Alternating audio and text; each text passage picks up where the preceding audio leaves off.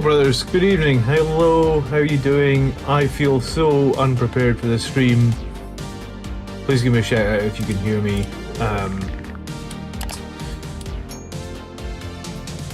And let me, I am at 6s and 7s today, but I am back. Hello. Turn off this stupid starting spanner. Where is that? There we go. Cool. Robert, Donna, Texan, Martin, Gitley, good evening. How are everybody? I hope you're all well. I'm doing pretty well. It's been a challenging week, but we're here. I got some painting to do. As always, got some painting to do. I've got a bunch of incursors here actually, with beaks on them, because beak-headed incursors are pretty cool. I got 10 of them to add to the 5 that I already had. I also have more Sanguinary Guard, because you can never have too many Sanguinary Guard, right? So 4 more Sanguinary Guard, and I got one that I didn't spray, because this guy, and he's actually magnetized. This guy is going to be for a how to paint Sanguinary Guard video that I want to film. But I don't have time for that at the moment, so I've kept one. But good evening. I love the beaky helmets so much for some reason. Yeah, they work pretty well on these incursors, I think. I got 2 with the laurels on them, so these will be my sergeants. I gave them a very quick spray. I'm going to coat over this anyway, but the spray wasn't quite perfect.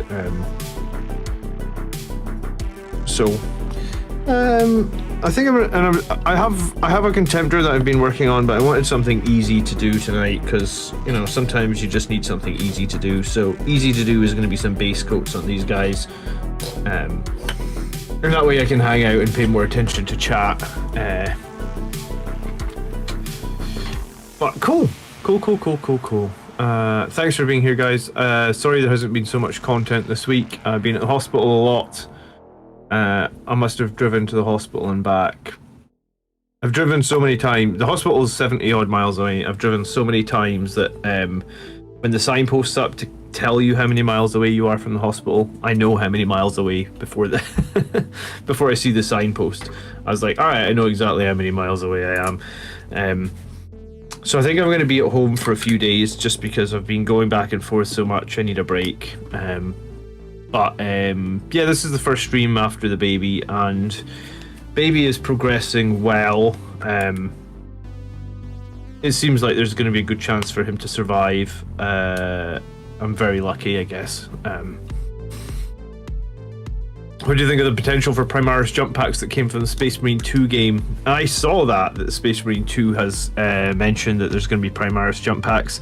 I think there's a lot of potential, but I think that the way that they'll probably do it is the same way that they did like some of the other Primaris releases, where it'll just be like, it'll basically be like Assault Intercessors with jump packs. There won't be any chapter specific stuff, because they'll want to sell it to every single Space Marine player, not just a single chapter.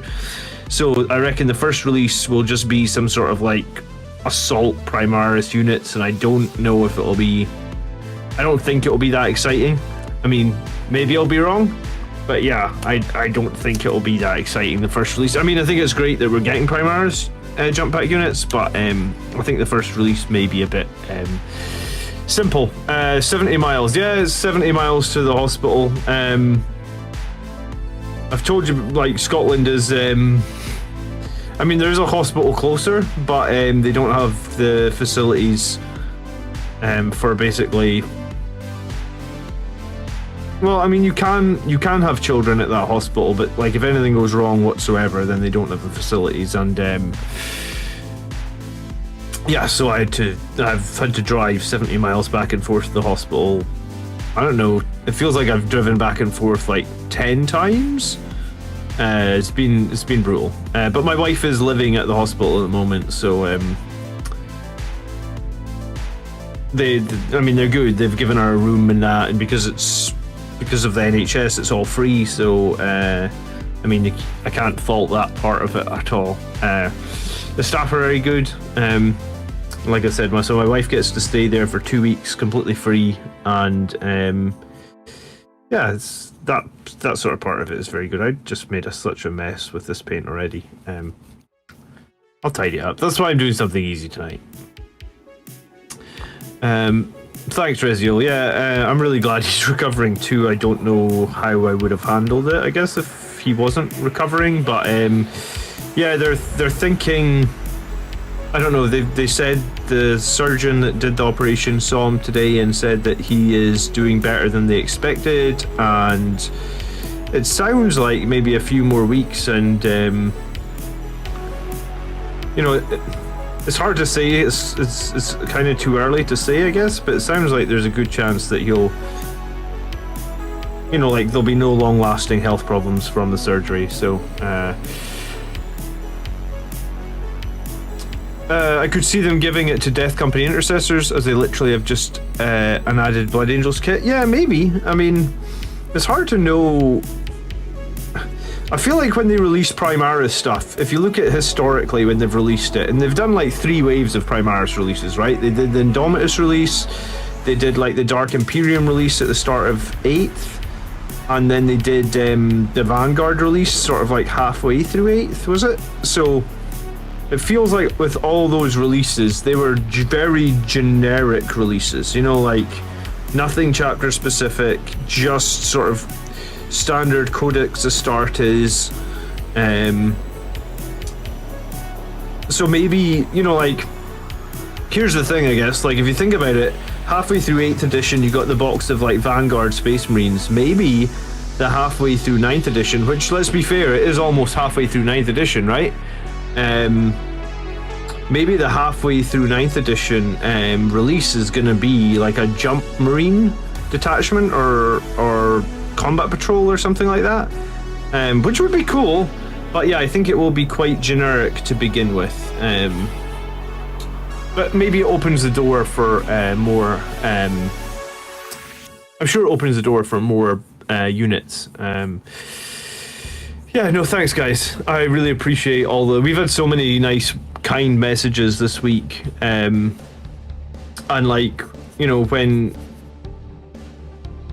the baby was born, we kind of knew that there was going to need to be surgery, and yeah, I mean, like, I was very closed down emotionally, if that's the way to, like, I don't know, I felt detached from the whole world, I guess. Like, I think there's 2 ways you deal with that. Is you either like open up and like freak out or cry or let your emotions out, but like I'm one of these people that like tends to bottle stuff up.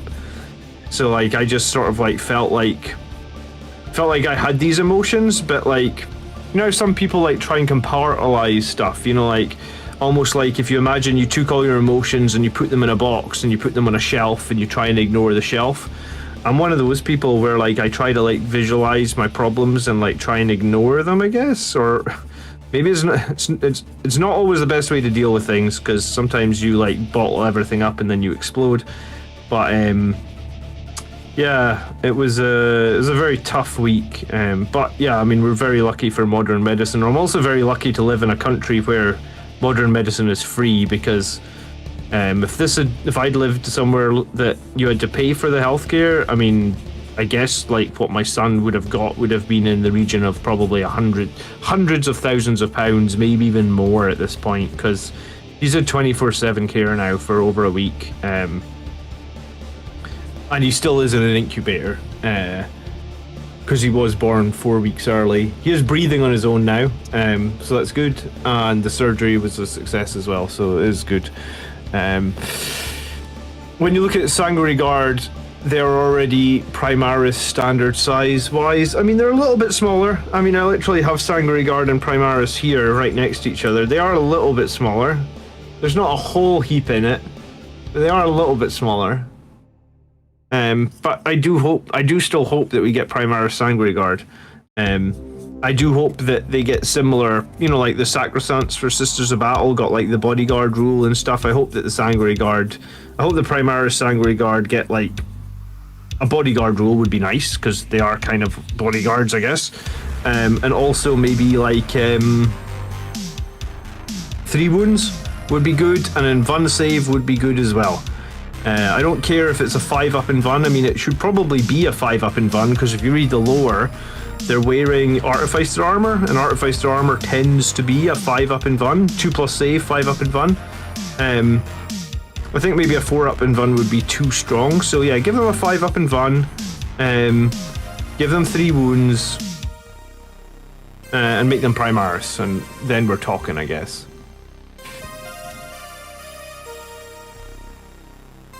So I used my Sanguinary Guard last night, of course, and I popped a wing. Almost always happens once. Really? I don't break the wings that often. I actually made a video this week. It's coming out tomorrow on how to make the wings very, very simply, Reziel. So maybe you need to catch in that one. Yeah, we would probably be in debt forever if we lived in a country. Unless our insurance was amazing, yeah, we would be in debt forever. Because I think, like, basically, like, my son's going to need 24/7 care for probably at least another week. And then after that, they'll maybe... Because he's still not able to feed properly. They have, like, a feeding tube in his leg. So, yeah, it's kind of crazy. We're very, very lucky that the NHS is just, you know, like, I complain about having to pay taxes on my wages and stuff, but then when you get service like this, it's hard to complain because, yeah, the marvels of modern medicine. Cool. So what's everybody working on tonight? I don't even know what night of the week it is. It's Monday, right? Yeah, I'm so confused what day it is. I've been off work for like a week at this point. I sound way more alive. Yeah, I mean, I feel way more alive. It's hard to... It's the not knowing part that was scaring me, or that was making me worried, because basically, like, they knew that there was something wrong with the baby. That's why they took her... You know, my wife had a C-section, 4 weeks early, so they knew something wasn't quite right from some of the scans, but they can't tell anything until they get the baby out. So there was like a fine balance between letting the baby be basically inside for a bit longer so its lungs have more time to develop, and getting him out to see like what the other problem was. And the other problem was like he was just like part of his intestine hadn't developed properly, so like he couldn't digest food, or he couldn't actually just part of his intestine hadn't developed, I guess. So it was like there was a gap in the intestine, so there's just a bit missing, so they had to cut the intestine in half and stitch it together, but they didn't know any of that before. So yeah, so it's a difficult one to deal with. I'm feeling a lot better about it, and I feel like he's got a really good chance now, and the hospital have been great. So Sanguinary Guard are a lot thinner than Primaris. Yeah, they are a bit. Hello Steel Rain, how you doing? 160 guardsmen, what, in a list, or just 100? You're just doing 160 guardsmen in general? I don't think I've ever complained about having to pay for the NHS. It's bloody incredible service, and we're lucky to have it. Yeah, you're very right. I mean, Gitley, yeah. I mean, everybody complains when they see their wage slip, right, and they see the taxes come off of it. I mean, it's hard not to complain about that, because no one likes paying taxes when Mr. Jeff Bezos doesn't pay any tax and he's off to space. But yeah, the NHS is actually a great service, isn't it?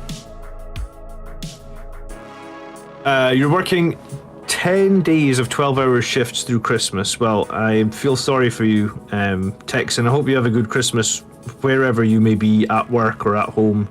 Try and enjoy it, I guess.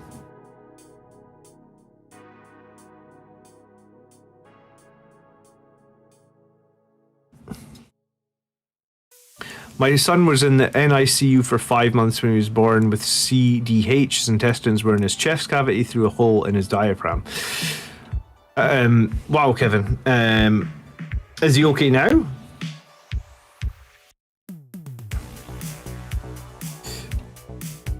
But yeah, it's amazing what they can do with modern, like it is actually amazing. Like, we're very lucky to live in an age where modern medicine is so good, I guess.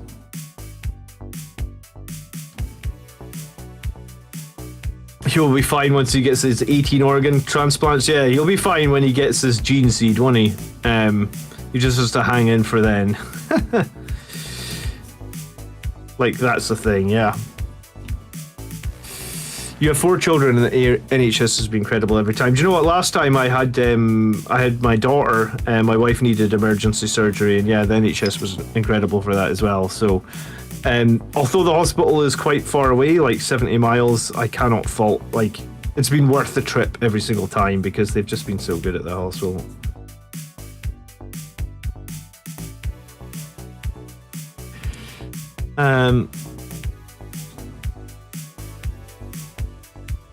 Okay, Kevin. Well, I mean, I wish you the best of luck. I know that I don't know where we're going to get to with my son, but you know, fingers crossed that he can survive and live on for a good number of years. I think he will. But I guess it's just a play it by ear thing. He's stable at least now, right? Because there was a bit last week where I felt like before the surgery, he definitely didn't feel stable.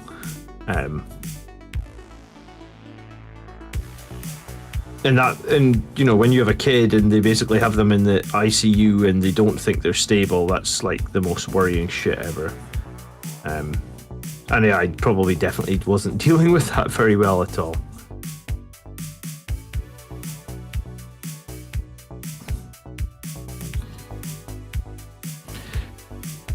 I'm using Stormcast Eternals as a base for my Sanguinary Guard. I'm using bits from Pop Goes the Monkey and V-bits to finish them up. I've seen some bits from Pop Goes the Monkey. They're pretty cool. I think Stormcast are probably a great substitute for Sanguinary Guard parts. With all the Stormcast releases, I'm kind of surprised that we haven't had, you know, Sanguinary Guard bits or whatever you would call it from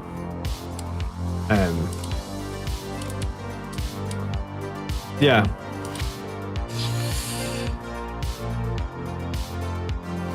A lot of people don't seem to be aware we have many programs to help with childbirth in the US. Oh, well, that's good. Yeah, I definitely wasn't aware of that. I've heard some horror stories in the US, Reziel. But yeah, I mean, like, all you hear usually is the horror stories. You don't hear positive stories, right? But that's good to know that there is some positive, or there is some good plans to help with childbirth.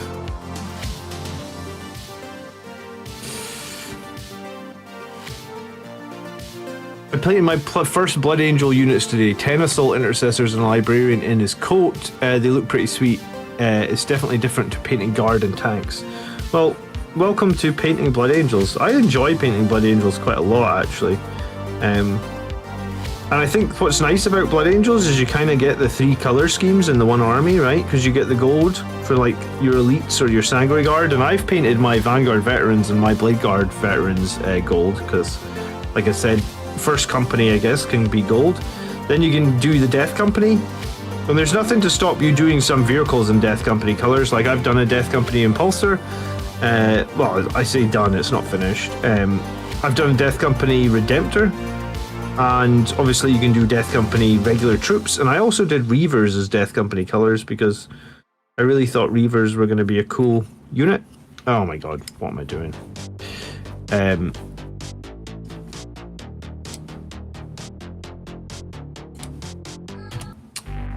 And then you have your red color scheme. So yeah, I mean, and I guess if you do Librarians, you can do them in blue as well. So technically you could have like, the one army's got like 4 or 5 different color schemes you can do, which is pretty cool. I like it a lot. I think it's quite versatile. I'm gonna have to go over this with gold anyway, I'm not worried.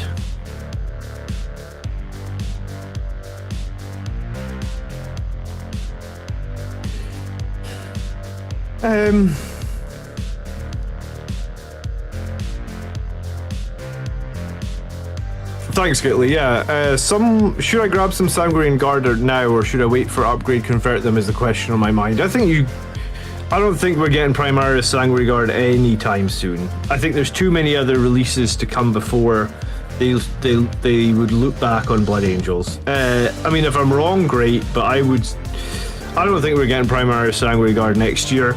Maybe the year after. So it depends on how long it takes you to paint. And I mean, I just bought a box of Sanguinary Guard, and I already got 25, I think.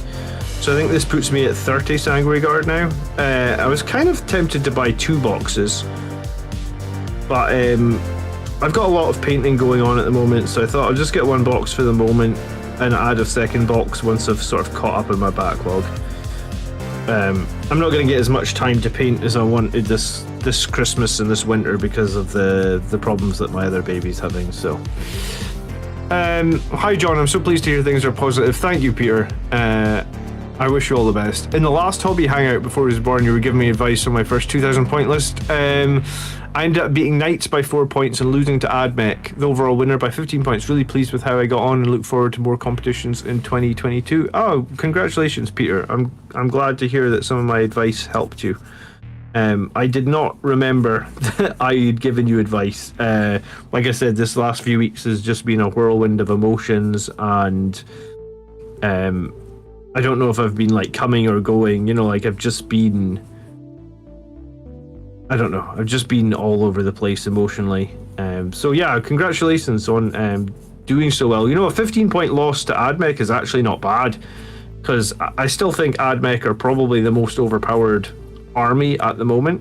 Their troops are just kind of ridiculous, even with the point increases, and some of their other units, like the Iron Striders, are also kind of ridiculous, and their planes. So 15-point loss to Admech really isn't bad at all. I wouldn't beat yourself up over that. But yeah, congratulations on doing well at your first tournament. Mikey, yeah, things are going really well, Mikey. My son is now stable, and the surgeon visited him today and said, like, they're really positive. I mean, they don't say as much as, like, they don't say like, oh, he's going to make a full recovery or anything like that, right? They just say they're really pleased with this progress. You could even do a Devastation of Baal and use the colors for the successors, which is dope. Yeah, you could. Blood Angels have lots of options in terms of painting it. After 6 months of painting, the Land Raider is finally finished. What do you use for your decals then, Robert? Because decals, if you use Microset and Microsol, decals are usually pretty easy. I find with Microset and Microsol, I actually find decals an absolute dawdle. You could probably put on like 20, 30 decals in an hour, like one every couple of minutes. But you just need to get yourself the right micro. Just go into Amazon and search microspace SOL or microspace SET. Did you see Blood Angels won a GT? Yes, I did actually. They won a GT. Sam, one of the viewers on this channel, actually he was the winner of the GT. I already spoke to Sam. I got his list. I got a bunch of information from him. I don't think he realised when he messaged me to tell me that he'd won the GT that I was in the hospital, but no, we had a really good chat, and I'm going to do a video. I was working on a video for this week anyway, but I'd rather do a video on Sam's tournament winning list, and my other video will just come out next week. So yeah, I saw that Blood Angels had won a GT. I think it was a 33 player GT, and he went 4 wins, 1 draw. So yeah, I'm going to cover his list this week, and I don't know how often Sam watches on the streams, or I actually don't know what his username is on YouTube, but yeah, I know if he watches this on the replay, then congratulations. We're gonna cover the tournament winning list, and I talked about secondaries and all sorts of stuff to him class. So hopefully, I haven't done much on that video yet, but that's my plan, to try and get the video on that done for Friday, because I always try and do a release on Friday. I'm really wondering who the basically confirmed World Eaters are going to face. Khorne does need another showdown with Blood Angels, so seeing World Eaters v Blood Angels could be awesome. In what sense, DKing, do you mean? Like a new box? Like a starter set with Khorne against Blood Angels? David says your videos really helped me adjust to 9th edition. You're welcome, David. I had not played. I had a long break from the hobby from around like 4th edition through to the very beginning of 8th edition. I came back with the 8th edition starter box, and when I came back, I went full melee for a little while because that's what everyone was doing in 8th edition, and I thought it was okay. But then in 9th edition, I made the change to get some dreadnoughts and get some heavy support in there, and I kind of feel like I enjoy the style of play kind of more than the full melee. I think it can react better. So yeah, even if full melee becomes really, really strong again, I think I'm still going to include some dreads or some sort of fire support. But you're welcome. I'm glad that the videos are helpful. Drukhari are the strongest now for sure. You think Drukhari are stronger than Admech? Drukhari got nerfed as well, right, Gitli? Like, Raiders went up another 10 points. Witches, which were, I thought, were really strong before, they went up like 20%, didn't they? I thought a couple of other key units for Drukhari. Didn't Incubi go up as well? Have you got any new thoughts on the new secondaries for 2022? I mean, I've seen them briefly. I think that they look interesting. I think it's probably for the best in terms of, like, as much as it's nice to be able to do Octarius data with like 2 company veterans, it's probably for the best that you need. You know, I guess it's going to force people to build battalions again, I guess, and it's going to force more 5-man squads from basically any faction is going to now want to run like 5-man troop squads, I guess. But I think that the game is going in the right direction. I think 9th edition is probably the best edition of Warhammer 40,000 I've played. And I think that the fact that they actually seem to care about balance is good, because in previous editions they definitely didn't care about balance. Grey Knights are the strongest right now. I mean, Grey Knights, I was talking to Tony and Mark about this. I think there needs to be a cap on the number of mortal wounds that you can do in a single phase, or like a psychic phase. Like, you know, you've got a single Grey Knight character that can do 22 mortal wounds in a single psychic phase. Like that's just stupid. They either need to have a cap on like the number of powers that can be cast, or yeah, I don't know. I mean, they should have just never designed a character that can do 22 mortal wounds in the psychic phase, when like a Space Marine character can do a maximum of like 3, maybe 6 if you pick 2 offensive powers.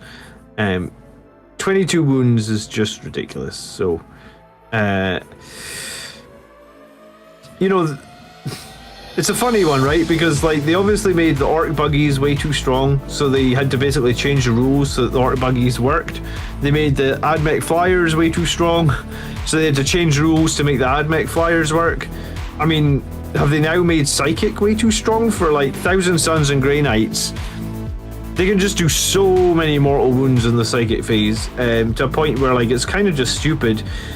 I was saying to Tony and Mark that like, so my army has about 66 wounds in it, right?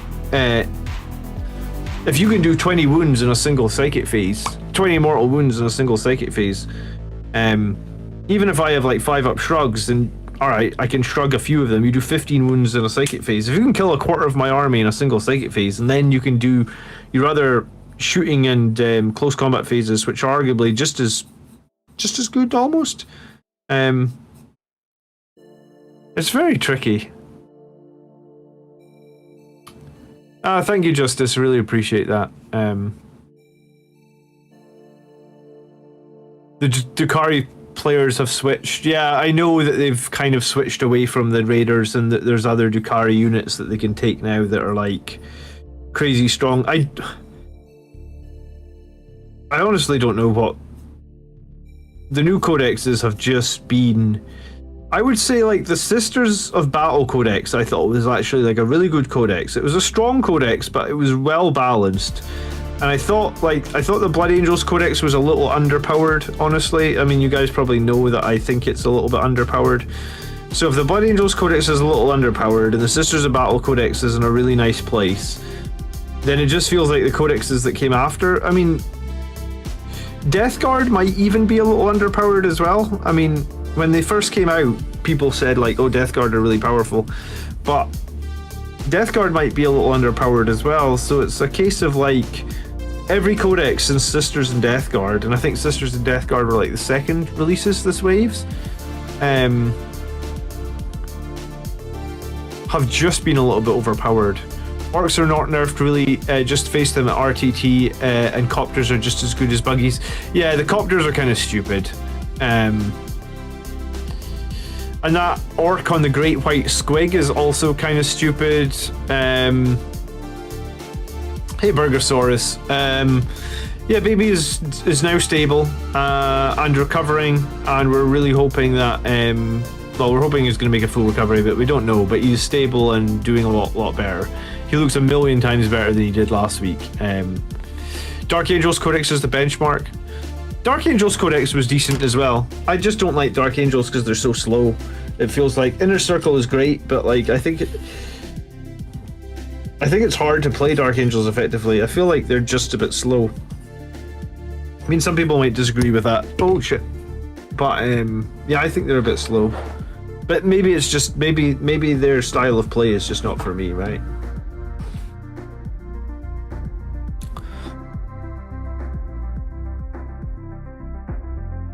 I heard the new Eldar Codex is giga broken. It wouldn't surprise me. You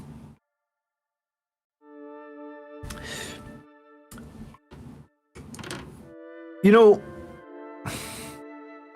it's a weird one, right? Because like if they release the codexes, if they release the, like when the Blood Angels Codex came out and everyone was like, man, the Blood Angels Codex is just the same as the last edition codex. It's not exciting. There's not that much new stuff. People were like lukewarm on the codex, but then we never really saw any buffs or anything, whereas like these other codexes have all been like, people have been very excited about the codexes, but then they're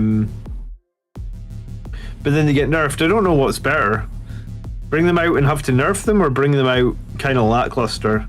Probably bring them out and nerf them seems to be the way that they're doing it. I don't know if it's the best way. I've got some gripes on the balance in 2020, that's for sure. Folks are worried about OP Tau.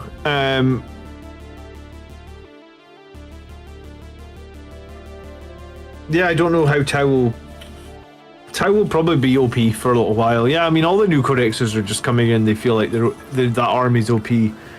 On a real note, I've decided to play my Blood Angels with 9 attack bites and multi-meltas, and I feel like I'm playing Blood Scars or White Angels. I mean, attack bites with multi-meltas are good. You can't, I guess you can't really deny that, right?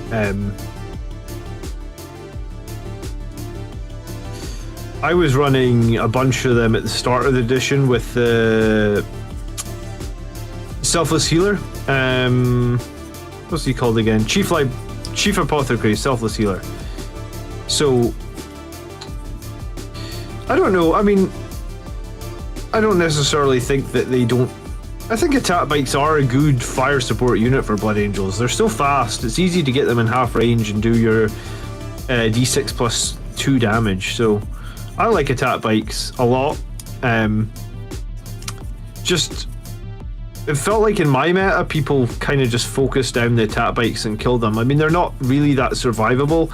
I ended up having to reserve the attack bikes in my meta, so but I mean, 9 of them gives you, I guess 9 of them means that some of them die, you're still okay, I guess, right? But I mean, you're probably, if you are running attack bikes, it's probably best to reserve some. The nice thing about reserving them is you can bring them on within half range of the enemy, right? Because they only have, when you bring them on from reserve, they only need to be 9 inches away from the enemy. So if you bring them on within half range, then you get that plus 2 damage, which can be pretty tasty.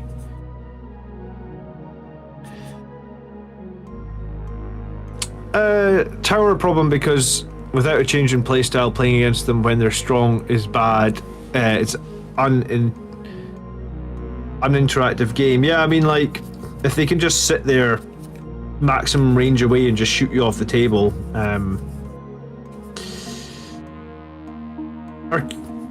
Are Tau gonna get some melee units? Did I see, like, Am I making this up? Did I see a picture of like a Tau with a shield or something? Like an actual like storm shield sort of thing? I shamelessly bought the old Dark Angels veteran box set for the sweet robed bodies. They work beautifully for Sangre priests. Yeah, I mean, some of the Dark Angel helmets with the big sticking out wings, I guess, would work pretty coolly for Blood Angels as well, right? I've always kind of thought about buying some Dark Angels with those helmets that sort of stick up really high with the wings. But yeah, there was a cool Deathwatch box on sale as well that I think Highland Phoenix was saying was good for getting some conversions on the go.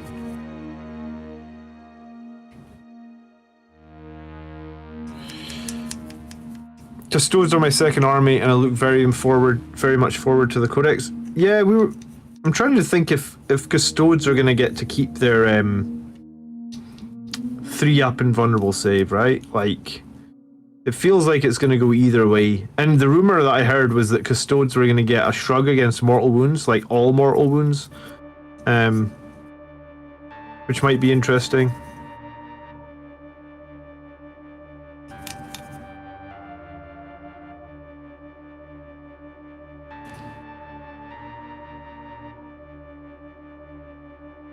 I think a lot of people are excited about the new Eldar. Yeah, I mean, 2022 is going to be a cool year, but I think Blood Angels are going to be in the back burner for another year.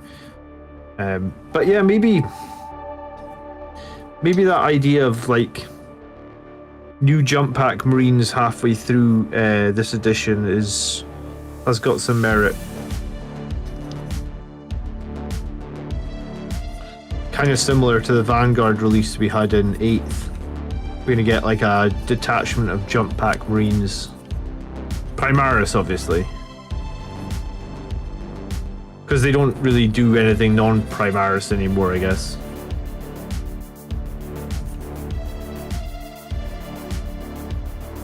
It's a bit sad that they don't. Like, I bet people would quite like a new Firstborn squad.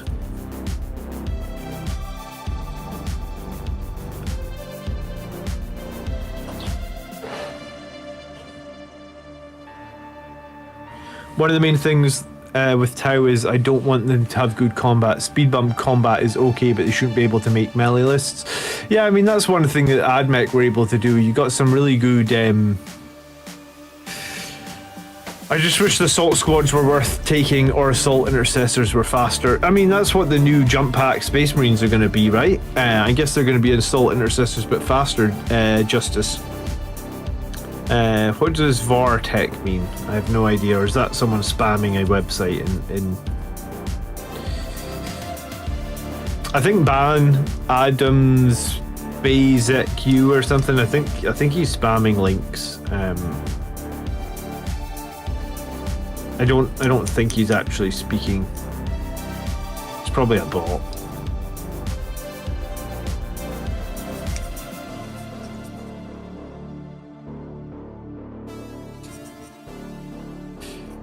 I did not expect it. I mean, I kind of wanted to stream all week. I just couldn't stream because I've been at home with my 2-year-old, and when I'm at home with the 2-year-old, if I was streaming, if she wakes, you know, like I could only stream when I've put her to bed, and if she wakes up, I'd literally have to go AFK. I may actually do that one night. I may stream when she's in bed, because I've got a baby monitor that sits on the table here, so I can see her, make sure she's okay.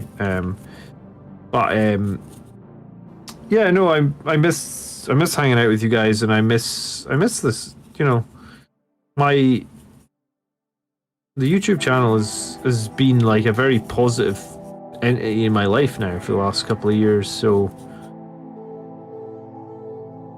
I've been sad that I've not been able to do it, to be honest.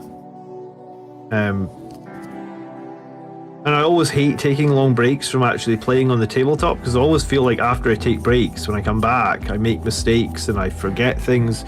I think that's just because I'm an old man now. We badly need some non-elite costing melee units. Yeah, we do need... it would be lovely if the new Assault Marines with jump packs were troops, wouldn't it? That would be very cool.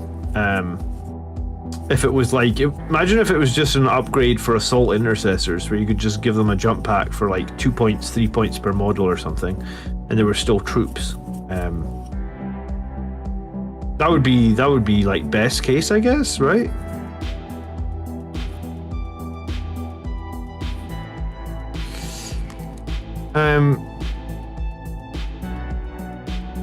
Jump Pack Intercessors, the Firstborn Purge is real. I mean, the Firstborn Purge has been going on for a while, I'm afraid. I'm a lover of Firstborn, and I'm also a lover of split armies. You know, quite often people say like, hey, can you build an all Firstborn army and be competitive? Or hey, can you build a whole Primaris army and be competitive? I like to, I mean, to be competitive, take the best from both worlds, right? And that's how I like to build my armies. So I hope the Firstborn, you know, like I just said, like I would be okay with them giving, like I'd be okay with a new Firstborn release. I'm probably more likely to buy a new Firstborn release than I am to buy a new Primaris release, because like I've bought a lot of Primaris releases and a lot of them don't get played very often. Like I have aggressors, I never play with my aggressors. I have eradicators, I never play with my eradicators. I have, what else have I got that's Primaris that never gets played? I have suppressors, they never get played.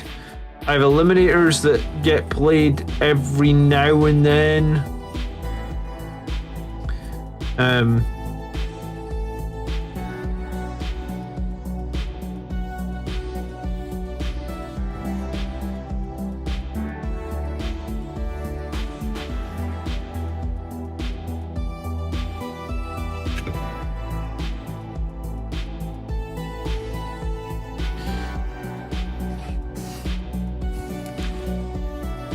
Good night, Mikey. Thanks for jumping on. Great to see you again. And I will keep you guys posted. I'm really hopeful that everything's going to be okay at the hospital. Ravenwing are important. Hey, good evening, DTM. How you doing? The only Firstborn I have, the OG's Emperor Champion and a Whirlwind. I wonder if the Impulsify, the Whirlwind, Vindicator, Hunter, etc. I'm a huge Firstborn fan models myself. Do you know? It's a weird one, right? Like, I don't know if they're gonna Primaris up. Like, I don't know what you would call it. Like, Primarisify the Firstborn tanks. Because the new Primaris tanks that they've released have really been like... It seems like Primaris units are hit or miss, right? For example, like, Redemptor Dreadnoughts are a hit, right? Like, if you go and do the maths on Redemptor Dreadnoughts, they've got 13 wounds, they got -1 damage. They can take that plasma cannon that's pretty great. You know, we don't have that many flat 3 damage weapons that can do 36 inches. So it's like you look at the Redemptor Dreadnought. Its claws also, for Blood Angels, it's like strength 14 with +1 to wound, and it's D3 +3, right? So it's better than all the other Dreadnought claws. Except maybe like Ironclad Dreadnought, but like your standard Dreadnoughts or your standard Contemptor or even Leviathan Dreadnought, I think none of these things are D3 +3, right? So it's like it's very strange. So you've got a Primaris model. I guess like the Redemptor is a hit, right? You know, like it's a solid model. It looks cool.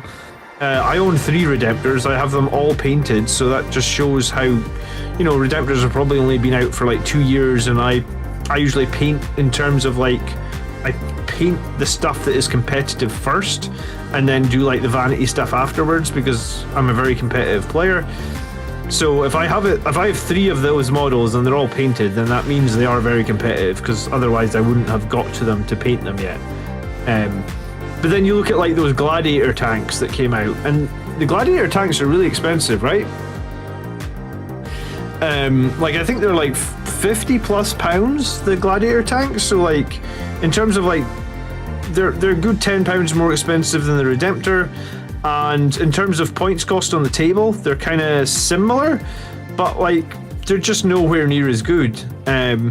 You know, they don't have the core keyword, they don't have the -1 damage, they don't have a melee weapon. You know, it's like a bunch of those new tanks. I guess like repulsors, the Gladiator tanks, like they're just a miss, I guess. Like I know that they did try and lower some of their points costs in chapter approved last year, but like they lowered the points costs. I still haven't seen a single one in any army. Yeah, a couple of people have submitted them to like the live shows, like, hey, I've got this and I'm running it in my list. But in real life, I've not seen a single gladiator tank. I kind of wanted, or I've not seen a single one of those new storm speeders either. What are they called? Like this, the storm speeder strikes or the hailstorms? Like I just haven't seen them. Period. Does anyone remember when Blood Angels could take Assault Squad as troops back in 3rd edition? I played a bit of 3rd edition. I enjoyed it a lot. I liked when the Death Company could be much larger. And also, back then, I think Death Company didn't have to do morale tests. It kind of makes no sense to me that Death Company have to do morale tests now, but I mean, I guess that's the rule.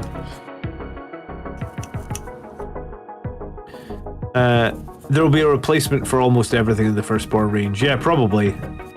I badly want some incursors for my army, but I worry they look out of place next to my Firstborn. I don't think so. I mean, I'm literally painting incursors right now, and I mean, when I put my armies together, I never think they look out of place. I mean, just match the color scheme, brother. The color scheme's matched. Unless you're right up next to them, like psychoanalyzing them, they're literally millimeters taller. You're not. I don't think there's any. I've never looked at my Primaris troops and thought they look out of place in my army. But maybe, yeah. I mean, I just don't psychoanalyze them like that. I think they look fine. I actually think that they kind of look cooler because they're just a bit bigger, and it feels like Space Marines probably should have been a little bit bigger originally. So I'd recommend you get yourself some incursors. I think that, honestly, I think you'll think they're fine once you get them, paint them.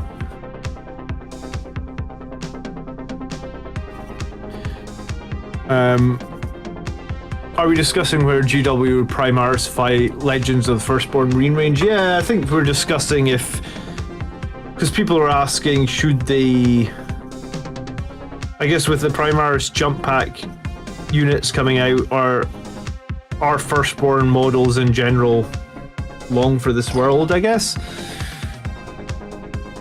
Which is a little sad. I mean, I would probably just like to see. I'd be happy to see new Firstborn releases, honestly. I mean, what are they going to do about Terminators? Are we going to get Primaris Terminators, or are they going to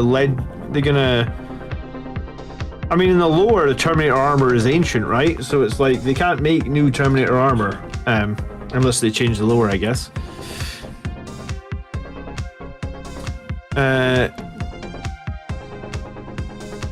Deathwatch just got 7 at SoCal, so they can win games. Yeah, I mean, Deathwing... Or do you mean Deathwatch, sorry. I mean, Deathwatch finished 2nd at LGT, did they not? Mark III tactical squads look dope. I have written Firstborn Fury list that can do damage. The trick is that you max out the tactical squads and do your opponent to kill 63 Space Marines. Oh man. I don't think tactical squads are good right now.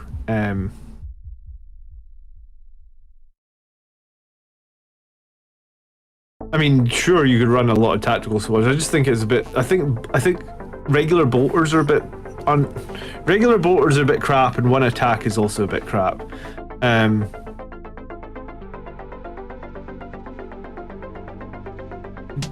Lamart has got D3 plus 3 Death Company for free. I do not remember that. I do remember playing, I think, when the Death Company didn't have a size, like it could just be as many models as you wanted. Assault Gravis Marines. Sell your Volkite Contemptor stock on eBay before they crash. I think Volkite Contemptors are probably going to go up in points a little bit. Terminators or Gravis Marines.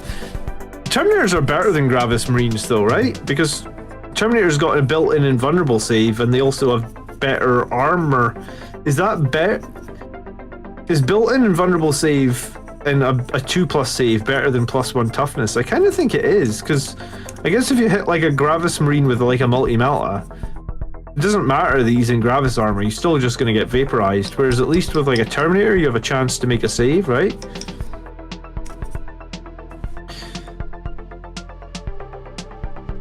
Plus Gravis can't teleport into battle.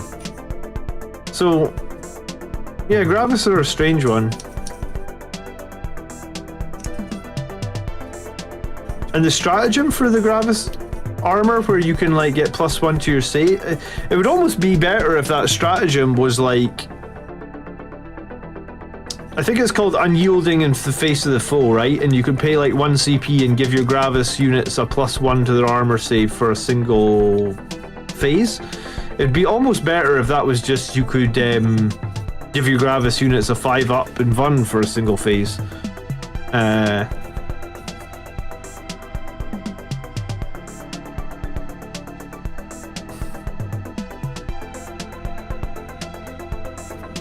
Hey Benjamin, good evening, how you doing?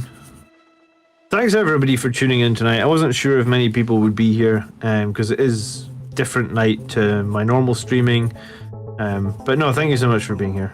I had a very, very tough / long week, so I just wanted to get on and paint something easy because I felt like I hadn't had a chance to do any hobby all week. And also the week before, you know, with the hospital sort of looming over the head, everything was, you know, I don't know, my distortion of time was all over the place, so Terminators are better. Yeah.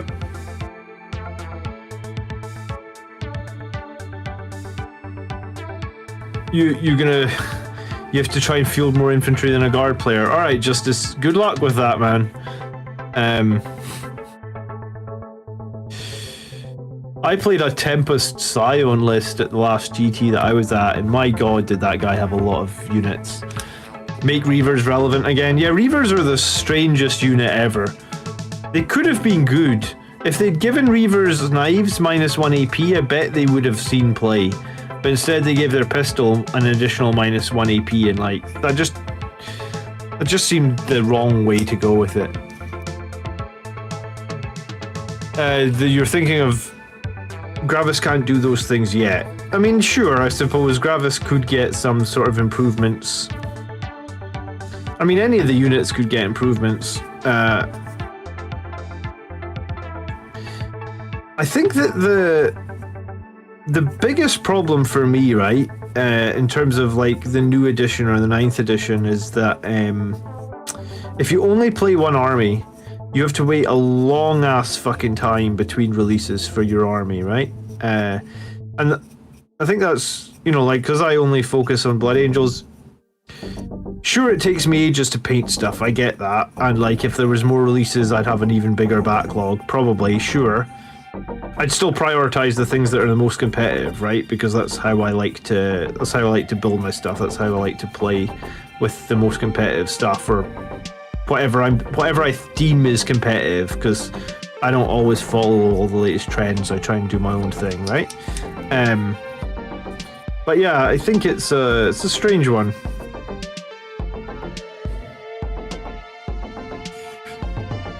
I put 5 Terminators with hammers into Hive Guard at a match last week. That was sweet. That sounds pretty sweet, Martin. How many Hive Guard? I think it was 6, was it? I agree that Terminators are better, but I can see GW replacing them with Gravis Marines, probably be Gravis Blade Guard Vets or something. Yeah, do you know what? If we got like a teleporting Gravis squad that had Thunderhammers, that would be interesting. But yeah, I guess maybe there is going to be a like halfway through the edition release, like the Vanguard box that we got in 8th edition for Space Marines. And you know, like, it came out with like a sort of mini codex or whatever you would want to call it, like a mini supplement, I guess would be a better way of putting it. Yeah, maybe that's what we're gonna get. I guess we'll see, right?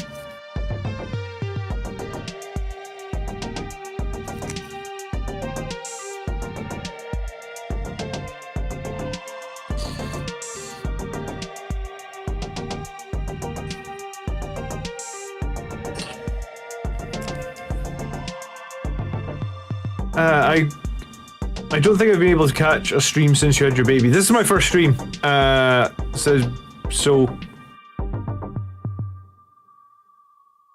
So thanks for being here, Benjamin. And you are working on heavy intercessors. That's cool. I actually have heavy intercessors. Do you know what? I sprayed them, but I never got around to finishing them.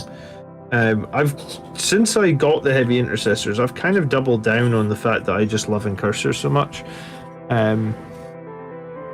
We probably will see Terminator armor redone, like Chaos Terminators, who are a lot bigger. Probably eventually, there will be a distinction between Primaris and Firstborn. Yeah, I mean, I think there's probably gonna be distinction on everything at some point, right? They should just have call scale Terminator armor up unchanged. Yeah, I mean, they could just scale the Terminators up, I guess, right? Or they could just maybe release some new Terminator, like a new type of Terminator with new type of weaponry. That might be quite cool. You know, like if we're talking about them like doing like a new Firstborn squad to keep all the people that love Firstborn happy, a new Terminator squad, a new type of Terminator squad might be pretty cool. Maybe a bit like a, you know, like a Deathwing squad, where it's like you could get a mix of like melee and ranged Terminators in a single squad, because that's kind of unique and also kind of fun, right? Just checked.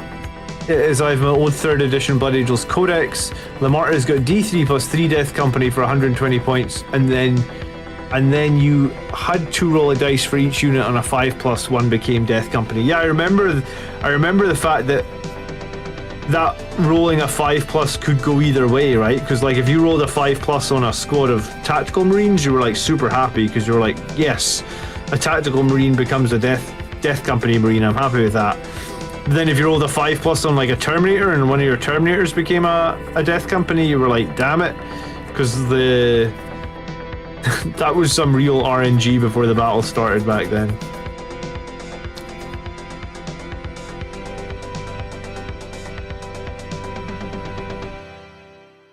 I have Terminators with Lightning Claws. Templars of a Relic gives 6 mortal wounds on hits of 6s. It's so good for knocking units off an objective. Yeah, I mean, we didn't...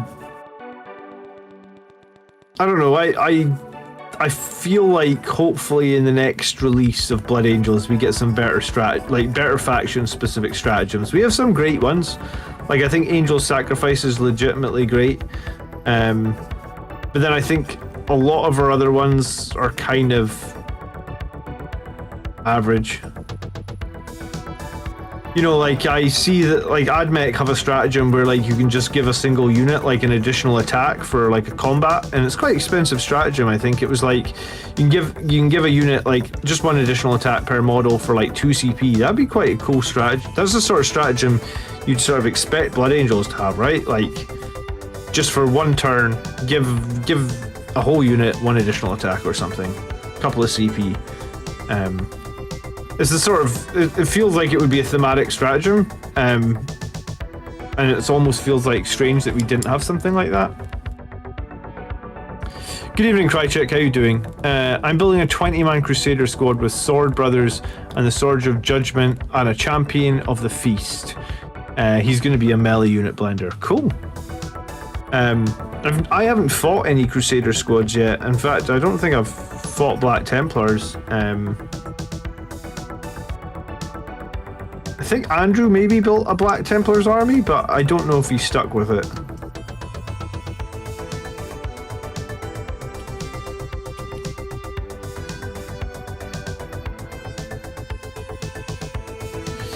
I just got 15 incursors, very glad to have them. Nice, sellers. I am going to have 15 as well. So I'm going to have 10 infiltrators and 15 incursors. And honestly, with the changes that they're making to retrieve Octarius data, I'm probably gonna have to find 10 extra points and make my squad of assault intercessors and incursors and just run the 3 squads of incursors. I think a battalion with probably like either 2 squads of incursors and a squad of infiltrators or 3 squads of incursors is going to be strongest in the near future. I mean, I could be wrong, but I think that is going to be what the strongest. Blood Angels took a GT hero in Ontario, Canada this weekend. Was that Was that Sam's list, Rude Dem, or was that another? Is that a second? Is that a second Blood Angels player win tournament? This is what I'm using right now. In terms of red Jace. So I sprayed these guys Mephiston red. This is the spray of Mephiston red, and this is one coat of Evil Sun Scarlet. I tend to do 2 coats of Evil Sun Scarlet. You can see it's quite a lot lighter. A lot of people maybe paint the Mephiston red and edge highlight with Evil Sun, but I'll do 2 coats of Evil Sun, and it makes them a very, very bright red, and then I basically wash them to get them a bit more grim dark looking. But I believe Evil Sun Scarlet back in the day used to be called Blood Red. Like, this is before Mephiston red even existed, and this is the paint scheme that I used like in the early 90s when before the paints got all their new names. So I believe Evil Sun Scarlet used to be called Blood Red, and I kind of just matched what I used to do. But yeah, it's a lot lighter than Mephiston red.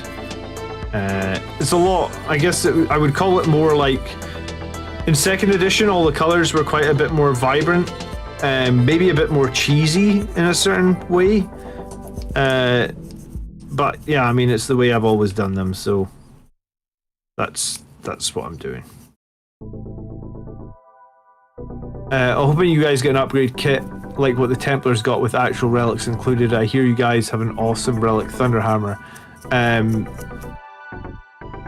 Yeah, I mean, that would be cool, and I mean that's. The Black Templars did get sort of like an awesome update this edition, right? So like, if Blood Angels had like an update like that, I think we'd all be jumping over the moon for joy, right? I miss our 3d6 charge. Yeah, I mean, the 3d6 charge on a character that was not that prevented Overwatch was pretty strong, wasn't it? You could do a lot of work with that 3d6 charge. Plus, that 3d6 charge could get used multiple times a game if you used Upon Wings of Fire, right? Which was pretty... I don't know, probably a little bit overpowered. I guess that's probably why they changed it. Just reading new Tyrannid rules, some max stuff in there by the looks of it. Mad stuff. Yeah, I mean, the new rules they are typically pushing the boat with all these new rules. They rein it in a bit, but yeah, Space Marines at some point will get some new mad rules, I'm sure of it. Just painted 20 Blood Angels and they look great. Nice Incursors, Beaks for life. Looking forward to new Horus Heresy HQ. Also Astaroth getting a new model. I had no idea Astaroth was getting a new model. What makes you say that, Jaegerbomb? And thank you so much for the $5. I appreciate it. I did see the new Horus Heresy HQ. I guess like if you're going to use a jump pack unit as if you're going to have a jump captain that you want to have a sword, I mean, you could probably convert him to have a Thunderhammer, but if you wanted to use him as a Relic Blade, and some people do use a Relic Blade on a Captain because it's a little bit cheaper than the Thunderhammer, and it's still pretty good. Strength 7 minus 3, 2 damage, you know? You can also Mastercraft the Relic Blade, I guess, if you want. So... Astaroth getting a new model? What's the rumour? Where's oh, he's getting a book. I mean, I guess I think that the next Blood Angels character that will get a new model will be Dante, and I think he will be made Primaris. It was hinted at very, very heavily in the last book that at this point I think came out December last year. Actually, when did Darkness in the Blood come out? Maybe it was longer than that. Darkness in the Blood release date. August. No, it wasn't August. It's in August this year. It's lying.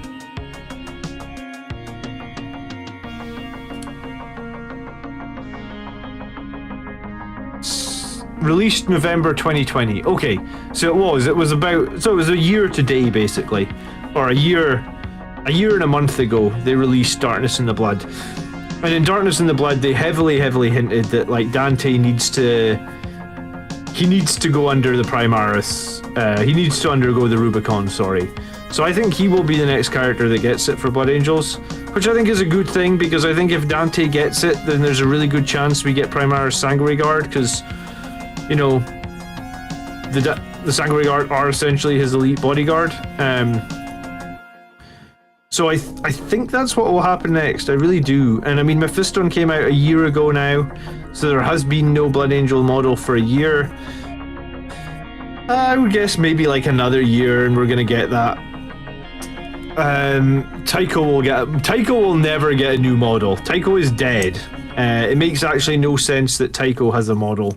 If Tycho has a model, the argument could be, why have we not got a model for Sanguinius, right? Astaroth's new book, I'm sure, will be good, because I actually think that book came out at the same time as is this a new book, or is it actually a release of the limited edition book? Because there was a book about Astaroth that came out at the same time as the Codex last December, but it's like, it was only like 1,500 copies, and it sold out like so quickly. As all those new books do, they all sell out like super quick. What was the orange Luke Red called from the old days? I found a chart, Martin, which you could... There was Fiery Orange, was there not? Orange Luke Red. There was also a wash back then, which was just, I think it was just called Red Wash. I mean, the paint colors were a bit simpler back then.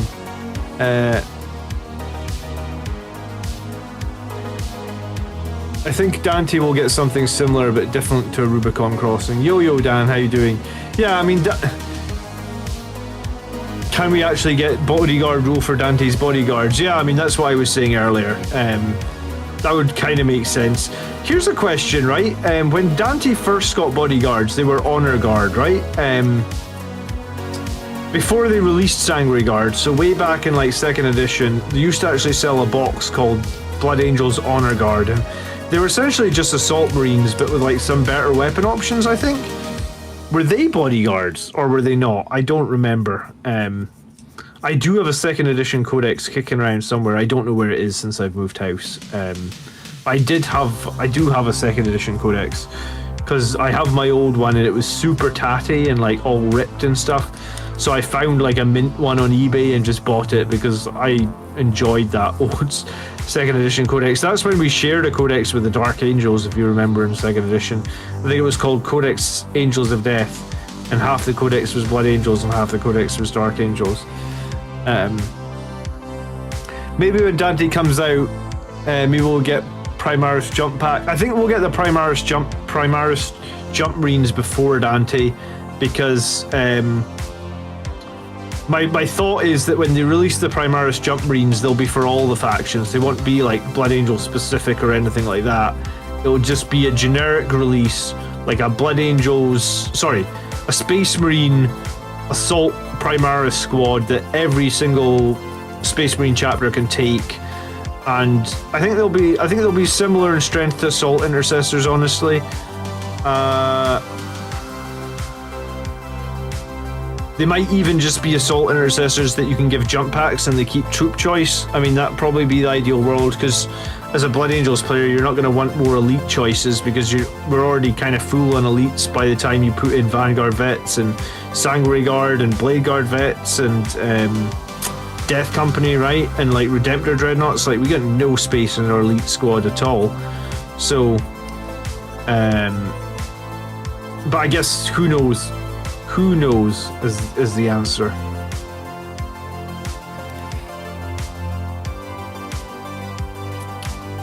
But yeah, I think a lot of people hope that something happens to Dante where it's like he's not just Primaris Dante, right? He's like he's not Sanguinius Reborn, but he's he's got a lot more power than he currently has, because I mean Dante's supposed to be the oldest living Space Marine. He's supposed to be a veteran of how many battles, you know? And like on the tabletop his rules are, I don't know. I mean, people that include Dante in their army list know he's gonna die. Like, he just doesn't survive.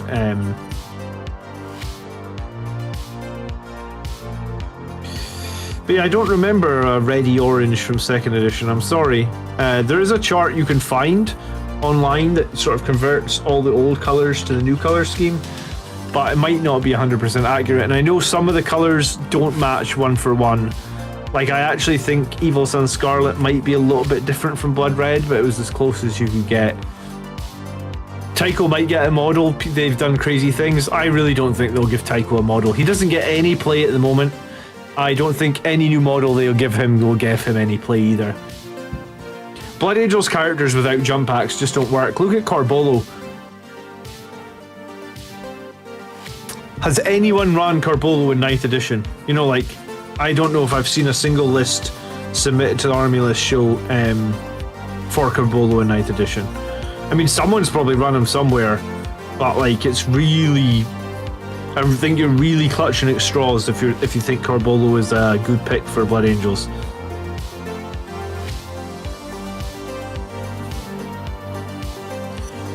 Primaris Terminators within a year, mark my words, says Matty. Alright, Matty, how much are you going to bet on that so we can come back and call you out if we don't get them? I think if they're doing Primaris jump pack units first, I don't know if we'll see Terminators within a year. Did Mr. Whale did Beakies on his Incursors as well. Beakies on the Incursors, I'm loving it. I'm so glad that you guys are on board with this, because I don't know, I just didn't like the Incursor helmets. I mean, I heard somebody saying that they chopped off the little antennae on the Infiltrator helmets and used them for their Incursors, and I was like, yeah, I could get on board with that. That's actually kind of cool. I'd rather have the Infiltrator helmets, like the sort of Phobos-y helmets with the long antennas chopped off, or antennas, aerials, whatever you want to call them. I guess they're aerials. But yeah, Beakies on the Incursors, let's make it a thing. Aria and Dante should pretty much have a 90% chance to solo Morgan Val. Yeah, I mean, if we got Dante as a similar power character to Morgan Val, costing 100 more points, I think I would be totally fine with that.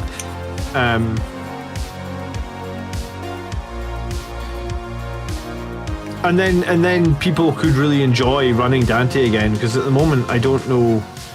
I feel like personally he's more of a liability than a good character. I know some people really like him, but I don't think he's strong, like, really whatsoever, honestly.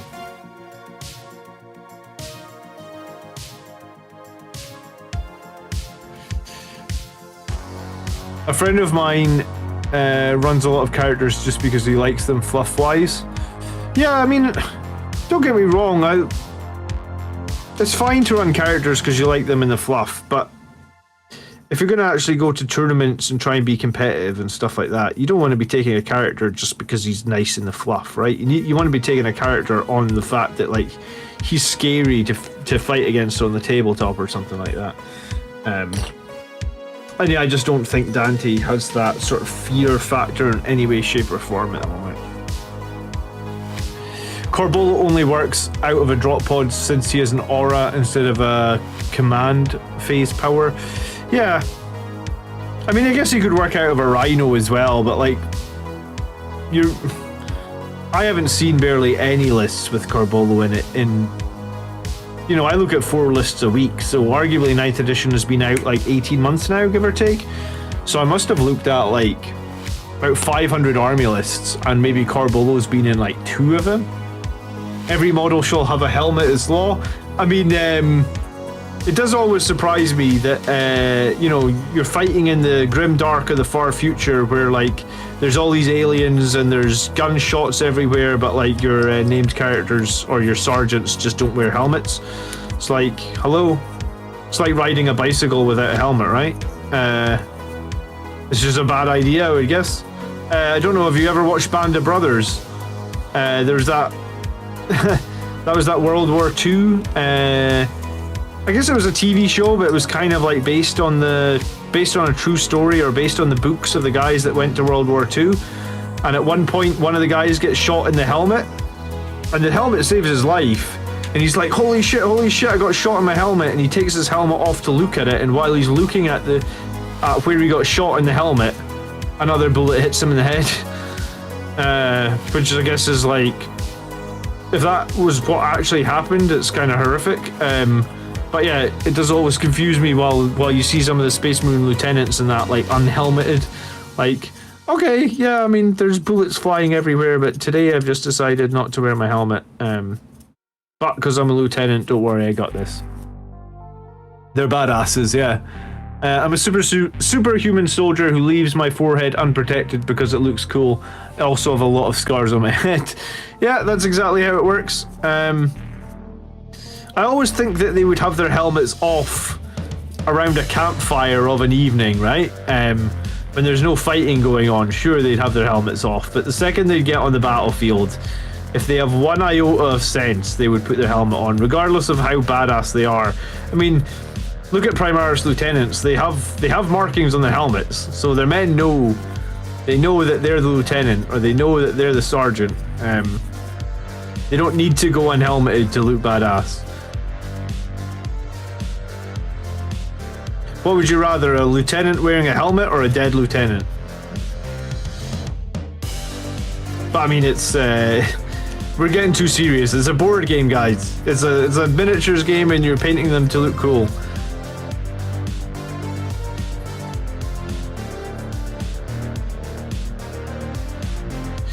So I haven't been painting this red on these helmets though, because I'm going to paint all these helmets yellow. I think incursors should have yellow helmets. Some people disagree. Some people think it should be just red helmets. But I think they're sort of close support, I guess. So I will be doing my incursors with yellow helmets.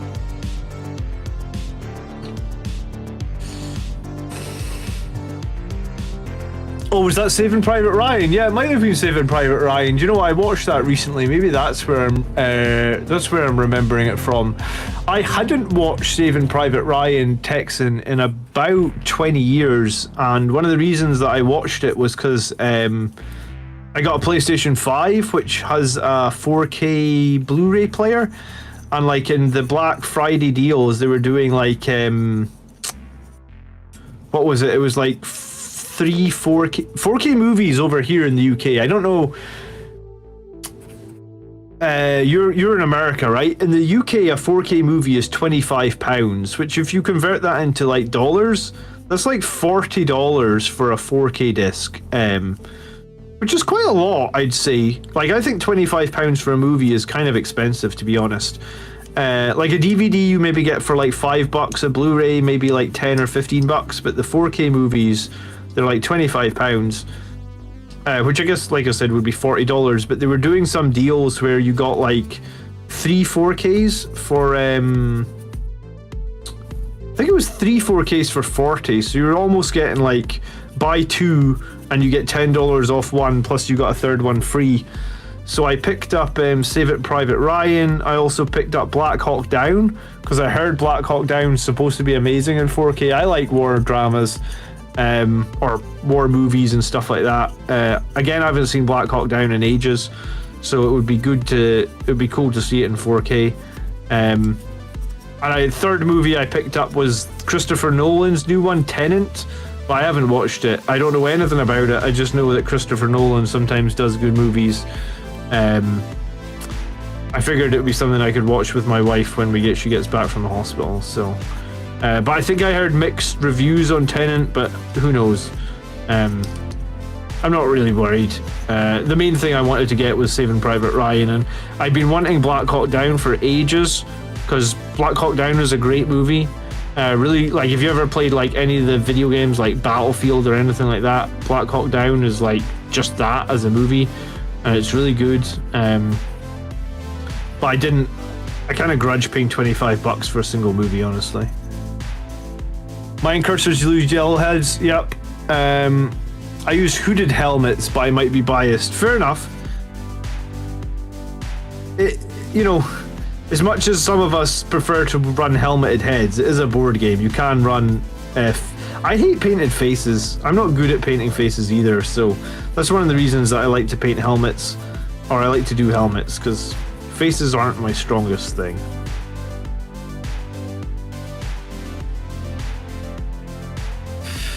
Have I seen Man in the High Castle? Yes, I've seen all 4 series of it. I really enjoyed Man in the High Castle, actually.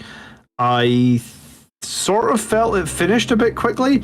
I think that's the difficulty with sometimes with TV shows, in that like they never quite know how many series they're gonna get. So it's like, I felt like Man in the High Castle. I don't want to spoiler it if anyone's not seen it, but I actually really enjoyed Man in the High Castle. I think there was 4 seasons of it, but yeah, no, it was a good show. I think it was one of the best original TV shows I've seen on Amazon. I like yellow helmets, and I think most Blood Angels army should be wearing yellow helmets. I mean, I guess if they're melee, they should be. Brian loves Black Hawk Down. Yeah, it was a great movie, wasn't it? What about Tears of the Sun starring Bruce Willis? I've seen that once, maybe like 20 years ago, but I don't remember. Was it worth buying? I was lost watching Tenet. I mean, you can get lost watching Christopher Nolan movies, that's for sure. I think I was lost watching Inception for a while. Did he also do Interstellar, or was that somebody else? Because I actually thought Interstellar was a brilliant movie. Was that Christopher Nolan? I feel like it was. I could be completely off. I could be completely wrong here. Yeah, no, Christopher Nolan was Interstellar. Yeah, I loved Interstellar. I thought that was a great movie. That was a long movie, but I thought it was a great movie. I love faces, but I also love helmets. Faces are tough, but there's a couple of solid recipes that make them super easy. Yeah, I think faces are... I think, like, if you are good at doing faces, there's a lot of reward in doing the faces. But if you struggle with faces, it can be... For me, it's just the eyes that I find really difficult, but that's, like... I don't know if I need new glasses. I might need new glasses. But I find eyes and stuff in the faces very, very difficult. They had planned a season 5, but they were told they were getting it after all, so they rushed to finish it. Okay, that makes sense with Man in the High Castle. Yeah, I think that's a problem with TV shows sometimes, is like they get cancelled. Do you know what? It's kind of funny when you mention that, because The Expanse, I haven't watched season 5 yet, but I have watched the first 4 seasons of The Expanse. And The Expanse was a TV show originally on Netflix, wasn't it? And like Netflix cancelled it, and like Amazon picked it up, and now it's like it's friggin' huge, and everybody's losing their mind over season 6 or something. I haven't seen any of season 5. I think I've seen 1 episode of season 5, so I got the whole season to catch up on. It's just very difficult for me at the moment to watch TV shows, because we have a 2-year-old. So if there's any swearing in any TV show, we can't watch it, because we were trying to catch up like on the new season of Walking Dead, or the final season of Walking Dead.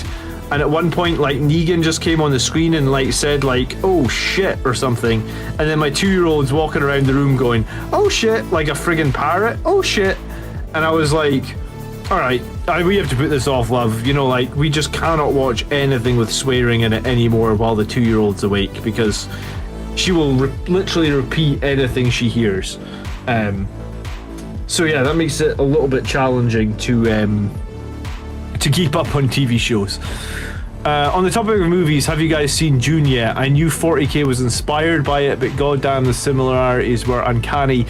I was trying to get to see Dune this week, because I believe now it's left the cinema, so this was the last week to see it, but because I ended up having to spend so much time at the hospital, I did not get to see it. I guess I will buy it on 4K at some point. But no, I mean, Dune is a classic science fiction book. I read it many years ago now, like probably 25 years ago. I actually read Lord of the Rings like probably 30 years ago at this point. But yeah, so it's like it is a classic, and it's also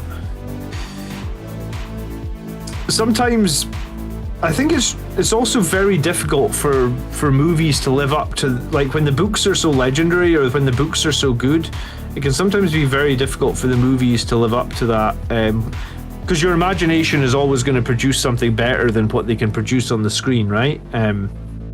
But no, I really did want to see Dune. I love the franchise. I used to enjoy the video games when I was a kid as well. I think Dune 2 was the first real-time strategy game that I ever played, and I think I played it on the Amiga 500. So that was like I think the Amiga 500 was 8 megahertz, and I think it had half a megabyte of memory. Half a megabyte of memory. I remember an upgrade for my Amiga 500 was taking it from half a megabyte of memory to 1 megabyte. Which is insane now. If you think about like new consoles coming with 32 gigabytes, my first PC had half a megabyte. Interstellar was an incredible movie. Yeah, I really enjoyed Interstellar. All that sort of like time dilation stuff. I like movies with time travel. Honestly, time travel movies are probably my favorite movies. Or like Time Loop sometimes is really good as well. Stuff like Looper was good. I'm excited about the new Matrix movie, actually. I know that they've been showing an awful lot off in the trailer, but I really liked the Matrix when it first came out. So I'm excited about the new Matrix movie. I hope that's good. Love the Expanse season 6 just started. Yeah, I believe it just started this week. Thank you to Hawk with me for subscribing. Lewis Stewart says, hi John, painting a batch of incursors here. How do you feel about contrast paints? Massively sped up my painting process. So I've got one contrast paint and it's Blood Angels Red, and I have seen people use contrast paints with I would say I've seen people use them with varying degrees of success, but I have seen some really pretty models with contrast paints, and like, I don't have anything against them. If I was going to pick up another army, I would probably use contrast, right? Because like you you said, you can speed up your time, you can do it very quickly. The problem I have is that like I'm very regimented in my approach. I'm so regimented, you can see here I'm wasting time painting the underside of these bases, so that I don't, like, I just, yeah, I'm a perfectionist to a certain extent, and everything needs to match. So how do I feel about contrast paints? I think they're a great tool. I think if they can make you get your armies battle ready and stuff really quickly, then absolutely go for it. If I was going to do a new army, I would do contrast. I would pick something that worked well with contrast, but for me, I don't want my army to look mismatched. So, I mean, that's why I'm still painting my red.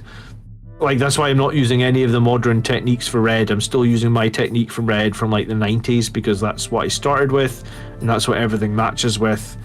And yeah, maybe it's silly, I could get stuff done quicker, but that's the way it goes. The Hawk with me says, new player and picked up Blood Angels and you've been a great help since started watching. Definitely appreciate all the tips and lists. You're very welcome. Thank you so much for your kind words. It's always nice to meet new Blood Angels players. I'm always a bit surprised that we still meet new players with 8,000 plus subscribers now on this channel.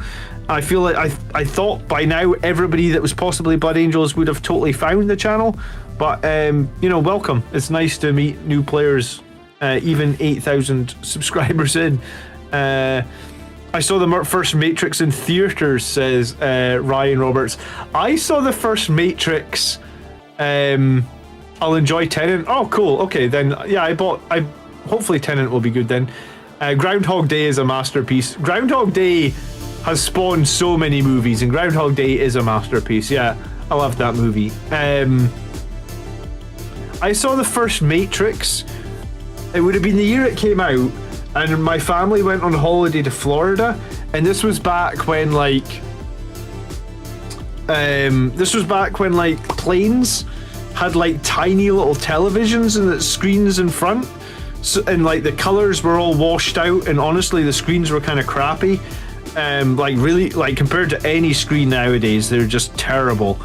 And I saw the first Matrix on a tiny little screen, like 6 inches. And back then, like, you know, nowadays on a plane, you can like stop and pause and start the movie. Back then it wasn't that. It was like channels, like TV channels. So like the Matrix would be on channel 1, and for the flight, they just played the Matrix over and over and over, and you tuned in on channel 1, and if you needed to go to the bathroom, you either had to wait for the next loop of it or you just missed a bit, right? So I saw the first Matrix on a little tiny screen like that. And I remember watching it with my dad, and we were blown away by this movie, and we, you know, it's funny to think on, like, probably saw it on a screen like this size, probably.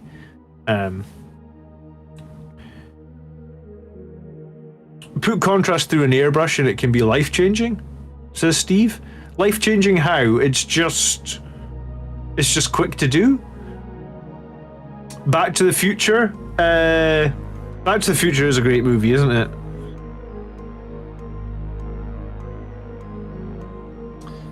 Part of me always has wanted to own a DeLorean. Is it a 1981 DeLorean? Those cars are so cool. Contrast works super great when mixed with a zenithal and some edge highlights. Yeah, I mean, I think that, I mean, Colin did a lot of his ultramarines with contrast paint, actually, and like, when you look at Colin's, unless you look at them super up close, like when he puts them on the battlefield, they look like a very organized, very regimented, good-looking force. It's only when you look at them up close you can see like a couple of tide marks here and there from contrast paint. So no, I think contrast paint is a great thing. It's just not something I'm going to switch to for my Blood Angels, but I was kind of already too far gone to make the switch. So if you're new to Blood Angels and you think you can get stuff done quickly with contrast paint, or some people might do like a base coat of contrast paint and then just do some touch-ups. I mean, that can work as well, right? So yeah, I mean, you won't find me painting by Blood Angels with contrast paint, but it doesn't mean in the future I won't pick up some contrast paint to paint some other stuff on this channel. Because I don't plan on painting Blood Angels exclusively forever. I'm just painting because I have a 10,000 point backlog of Blood Angels. It's probably gone down a little bit, but for every 1,000 points it goes down, I buy more models. So at some point in the future I may paint something else. I have a Star Wars Legion army, and I painted all the stormtroopers, right? Like painted them with white manually, and then like contrast white came out, and I was like, man, I bet you painting stormtroopers with contrast white would be so easy in comparison. So, you know, maybe in the future, if I get back to doing some more squads of stormtroopers, I'll try some contrast white. We'll see.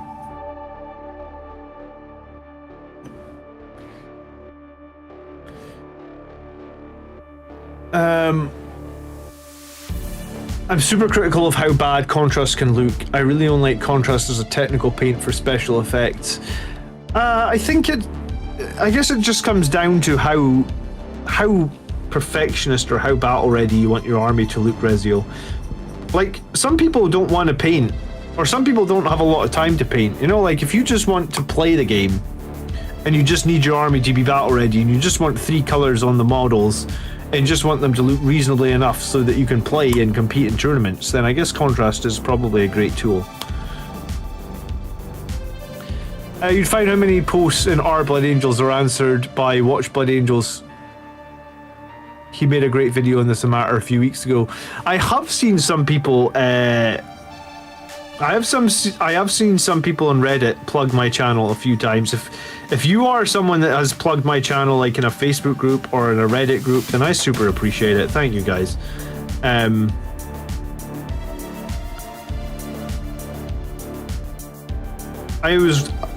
I still have a goal of getting to 10,000 subscribers. That is my goal. I don't know if it's possible, but I mean, that's still my goal.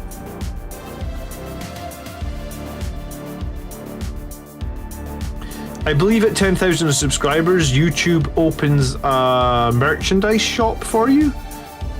So if we get 10,000 subscribers, I guess I will find and commission an artist to make some Blood Angels Commander merch.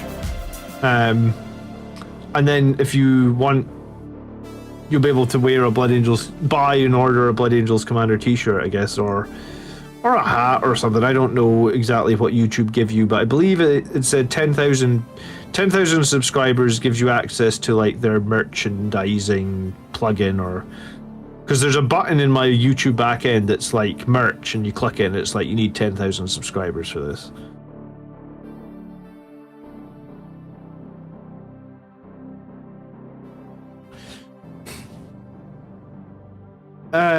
I worked in a movie theater in high school when The Matrix came out and watched it many times. 2 and 3 I liked back then, but they don't hold up now. Do you know what? I've never really watched 2 and 3 recently. Contrast paint through the airbrush are really crazy. They look so saturated and smooth. I'm not great with a brush, always look blotchy. Okay. Maybe someone could share some photos on like the Facebook group or Discord of like contrast paint through an airbrush. That would be cool to see. I've still never got around to getting an airbrush. I have ordered a wet palette. I am waiting on a wet palette, so I'm getting that at some point. But I mean, I don't know if I would be able to airbrush and stream at the same time. I quite like just hanging out. You know, like tonight I was just doing something nice and simple, like some base coats, some bases. If I'm tired, which I was this week because I've had to drive like 1,000 miles, I quite like just hanging out and just painting something simple like base coats. And I needed to get these base coats done anyway, I guess.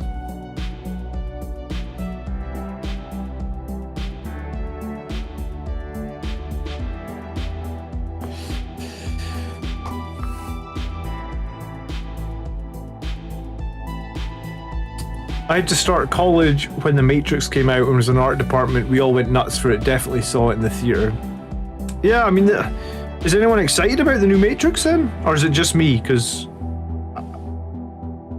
I guess it's going to have some pretty significant callbacks to the previous ones. I'm a little bit surprised they didn't get Lawrence Fishbone back, though, honestly. Because, I mean, he was kind of critical. Did he die in the original ones? I don't remember. Maybe he died.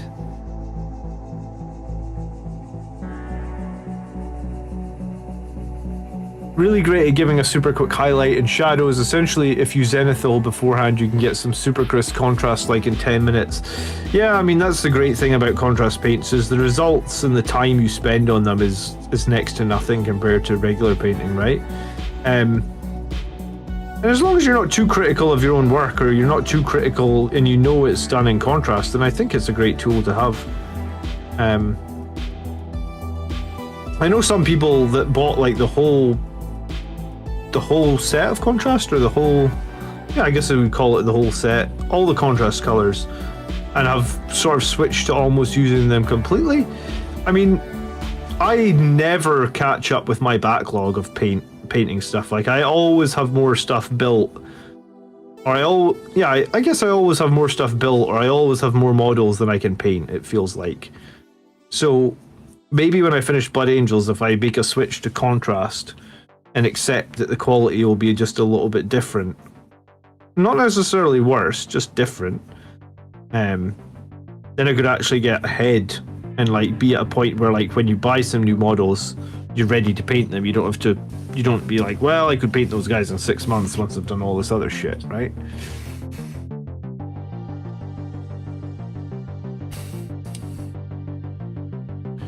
Army Painter are bringing out their own range of contrast paints called Speed Paints. In a month or two, should be similar or better, but for about half the price. Oh, that's nice.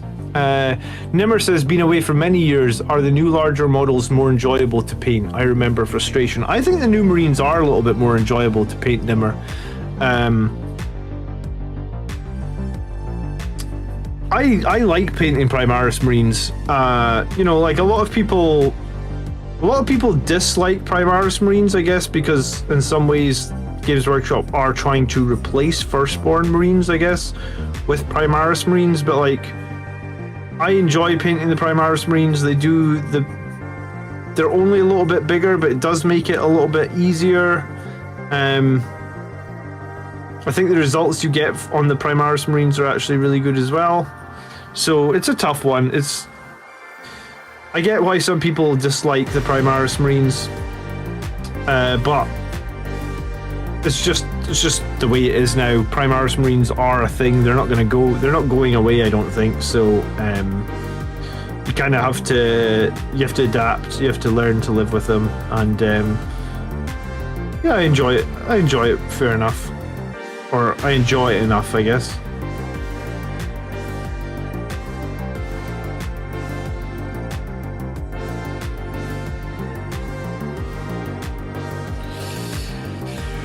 How do you think army lists are going to change with 2022 mission secondary previews? And I would totally buy some merch. Oh, thank you for the support, Brian. Well, as soon as the merch is available, I will let you guys know for sure. I think we're going to see more battalions, Brian, because I think we're going to need to see... If you want to do Retrieve Octarius data, you literally need 5-man troop squads now. Or if you want to do it reliably, you need 5-man troop squads. So I guess like Crusader spam... Sort of like any army that could, or commandos spam? Any army that can bring like a small group of guys that could previously do those secondaries is kind of indirectly nerfed a little bit, I guess.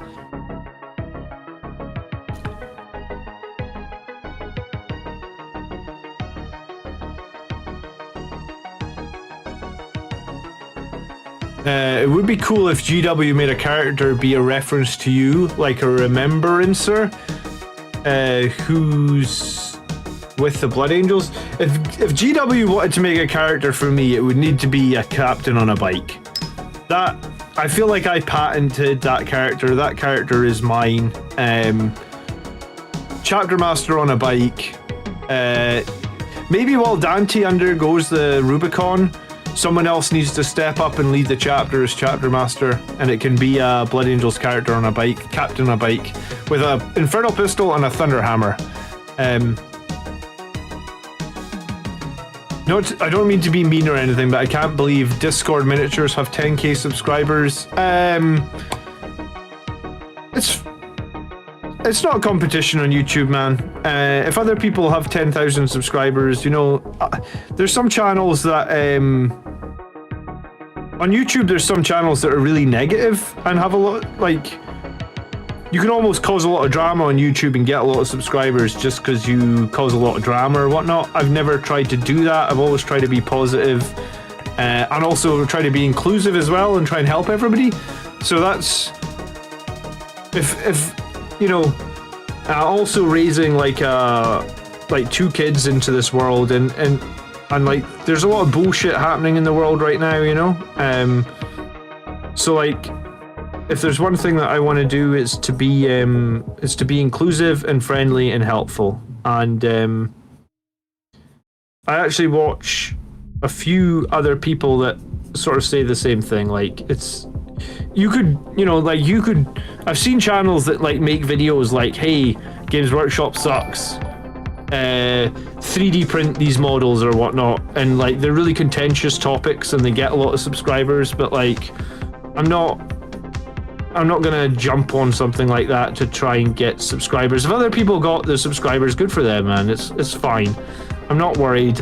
If I can get there, I'll get there on myself, and I'll continue doing what I think is right to do. And thank you. I missed somebody subscribed. Thank Matthew. Thank you so much. Love your ranking videos. Just bought my first squad of Blood Angels. Oh, welcome, Matthew. Thank you so much for subscribing. Chapter Assault. Chapter Proof 2022 may be the dawn of Blood Angels Assault Intercessor spam again. It might be if they can get jump packs, right, Steel Rain?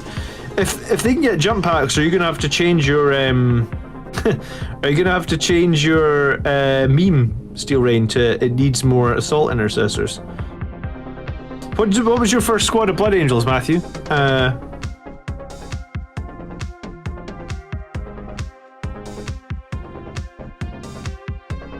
I'm going to see the new Matrix. I trust in Keanu. Yeah, I fucking love Keanu Reeves, eh? Did you ever see the Cyberpunk 2077 reveal with Keanu Reeves? If you haven't watched that, it was really funny. I like Keanu Reeves. He's a very down to earth guy. Yeah, no, he's a chill dude, and he's very humble, I think.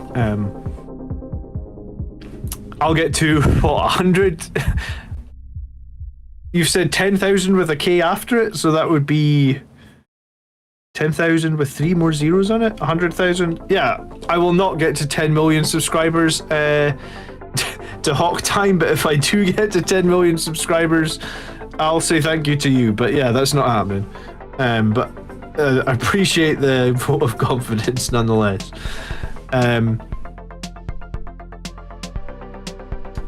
You're doing a good job of being an honest, positive content creator. Thank you so much, Smeebo. That's nice of you to say. Yeah, I'm trying. I think positivity is the best thing around, honestly. And you know, like I said, I'm raising 2 kids now, or well, I'm raising 1 and hopefully gonna have 2 once this other one gets home from the hospital. But like, I really want to raise my kids to be inclusive of everybody. You know, in terms of like people, just inclusivity is like it's so difficult now. The world has got so confused, and I want to be inclusive, and that's kind of what I want to do with this channel as well. So everybody's welcome here. Everybody will be treated with respect. Everybody will be heard, and you know, just make good, positive content all the time. And yeah, I know sometimes I get upset with balance issues, but I mean, there's a couple of times this year I honestly was close to making like rant videos, because I was like, I fucking get so upset about the balance right now. And like, you know, I played against Advec and I was like, oh my god, all their stuff is super overpowered. I could have made like some help. Like, I really thought about making like a giant rant video about like just the balance and stuff, and I was like, do you know what, I'm just not going to do it. It's not like what I set out to do or whatever. And I have watched some videos that have like been funny. Some guy did a video on that new orc on the squig, because the orc on the squig was fucking stupid balanced, right? And someone did a video on that where he was like, the balance on this is terrible, and he was like swearing and cursing, and it was a funny video to watch. I'm sure he got a lot of views on it, but like, no, I just decided not to do it. A set of tactical marines so I can test the waters of 40k, mainly interested in the painting, if I am honest, branching out into doing warship models. Nice. I mean, the painting is one of the most rewarding parts of the hobby, honestly, Matthew. Even if you don't play, it's very cool to have some of the stuff painted up, and I think I definitely enjoy the competitive side of it, because I've always been sort of like a competitive person. But that was one of the things that I like most about the painting stuff, is like, see if you, I don't know, like I obviously play PlayStation a bit and have some other video games. When you switch your console off, at the end of the day, you get nothing to show for it. Whereas like with this, if you put the time and the effort in, when you're not playing, you could still have some awesome looking stuff to you know, it's a cool hobby. Did you guys see the bit with Henry Cavill talking about Graham Norton on the hobby last week or whatnot? Like you said, there's the painting side of the hobby, and then there's the gaming side of the hobby. I really want to play Henry Cavill's Custodes, man. I think I would crush Henry Cavill and his Custodes. I do not know how I get a game against Henry Cavill, but like, I really want to play his Custodes, because, you know, my list runs null zone. So I'll just turn off his invulnerable save and just crush his army.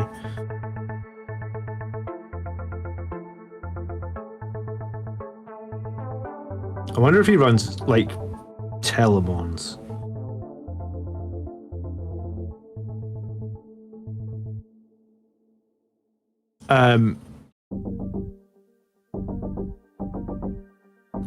Knee-jerk reaction to new rules is not a great road to go down. So many do it and it just becomes more and more bitter. Yeah, I think that's the same thing that I saw with Warhammer Plus Chip Hazard, is like everybody was just hating on Warhammer Plus, and I was like, well, I'm going to do a video on Warhammer Plus, and I'm going to talk about like how I criticized the length of the Angels of Death episodes because I felt like they did 10 episodes. If they'd maybe made it like 5 episodes and each episode was like twice as long, I would have probably preferred it, because like 10 minutes for me is like I'm just getting into it and then the episode was over. So, but like I talked about the rest of it and talked about what I enjoyed it. I actually need to finish making the videos on that. I've still only seen the first 3 episodes of Angels of Death. It just came at a bad time, I guess, where like we were moving house, and then as soon as we got done moving house, we found out there was something wrong with our new baby, and then that's happened, and work's always busy around Christmas time, so yeah, it was just everything conspired to stop me making those Angels of Death videos. But like, I will get back. I will finish my series on how I thought, or what I thought about the Angels of Death. But it is cool that like we are getting like fully 3D. I mean, maybe, you know, like Disney Plus was a bit crap when it first came out, right? So like, give it 4 or 5 years, and I bet you Warhammer Plus, there'll be a lot of content on it, and they'll be churning that stuff out. Like, look at Disney Plus; they're putting out so much stuff on that now. Every time you load up Disney Plus now, there's something new on there. If Warhammer Plus becomes that, that'll be awesome.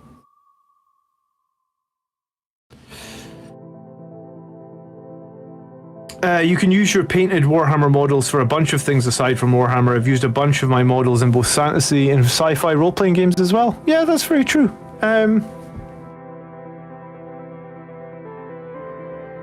I guess if you played any sort of fantasy or science fiction roleplay, you could totally use Warhammer 40,000 models, huh? So I got 2 more guys here that I'm just going to do these bases on. I mean, I haven't really got much done tonight. Just put a few base colors on here and there, but I just wanted to do something chill tonight. And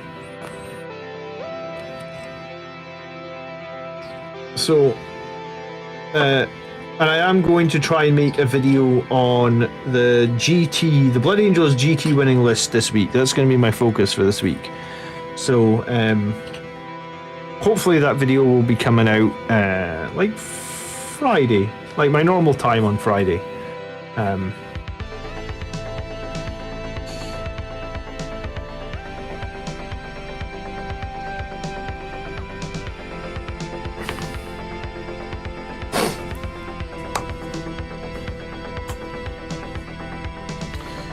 But it's gonna be nice to have 15 incursors, because I think incursors are gonna. I think you're gonna.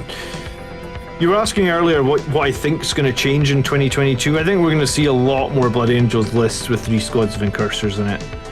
I think that's going to be. I think that's going to be one of the main things we see.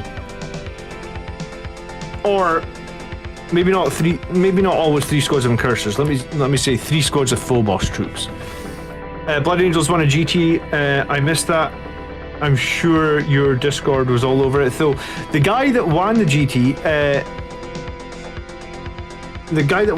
actually DM'd me when I was in the hospital to tell me that he'd won the GT, and he didn't realize I was in hospital. And I replied to him and was like, "Dude, that's awesome that you've won the GT, but I'm in hospital." So, but send me all the details. So I spoke to Sam, and yeah, he did really well. And his list's pretty interesting, and I talked to him about secondaries and everything, so hopefully it'll be a cool video and give some people, you know, some people have already sort of previously mentioned some of the stuff he's doing in like the Discord and stuff, so I guess it gives it some more like legitimacy, and yeah, maybe it'll give some people some ideas for the future, because I mean, it's never easy to win a GT. I've tried twice in the last 3 months and I failed twice, going 4 for 1 each time, I guess. So